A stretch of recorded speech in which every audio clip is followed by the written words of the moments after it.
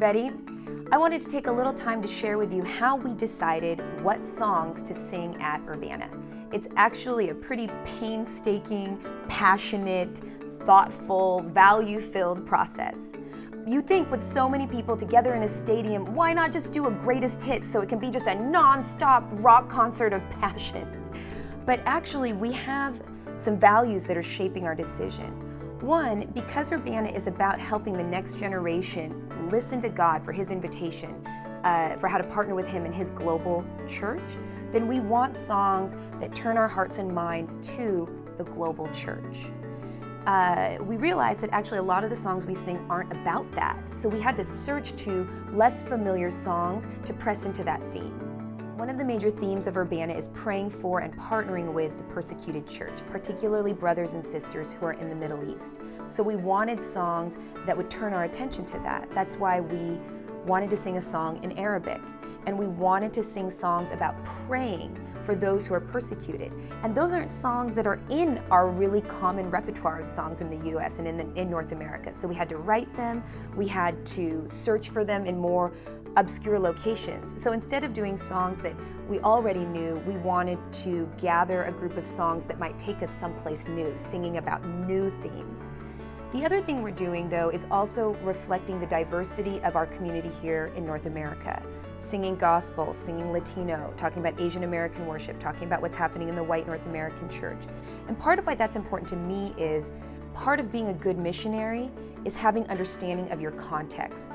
And part of what has led to, frankly, hurtful approach to mission work has been not being aware of our own racial history and racial bias in the US and in Canada. And so that's influenced the way that we have gone overseas. So for example, one of the reasons I think it's important for us to sing gospel music is because it's important for us to enter into the story of African Americans here in the United States.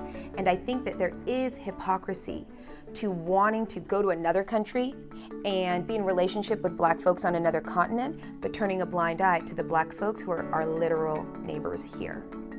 Another thing that we were thinking about as we were putting together the songs that we were singing is we wanted to receive songs from brothers and sisters around the world.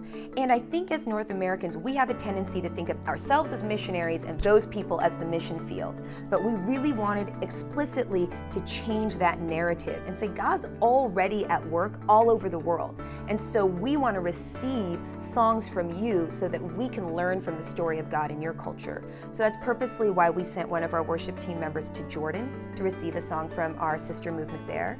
We're sending one of our worship team members to the Compa movement in Mexico to receive a song from them.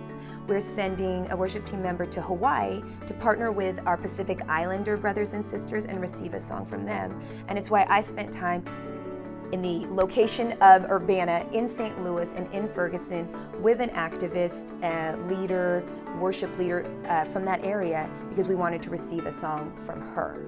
So instead of just seeing ourselves as having something to give, we really wanted to start with good missionary work begins with seeing God already at work and wanting to participate in that. So the songs that we sing at Urbana reflect our value to turn our heart towards God's global mission, to sing about the persecuted church and to pray for them, to engage with the diversity of our own community here, and to change the story and realize that we're not just the missionaries and they are the mission field, but to actually receive from what God is doing around the world and begin with a posture of humility and teachability. And that's what shaped the songs that we chose for this conference.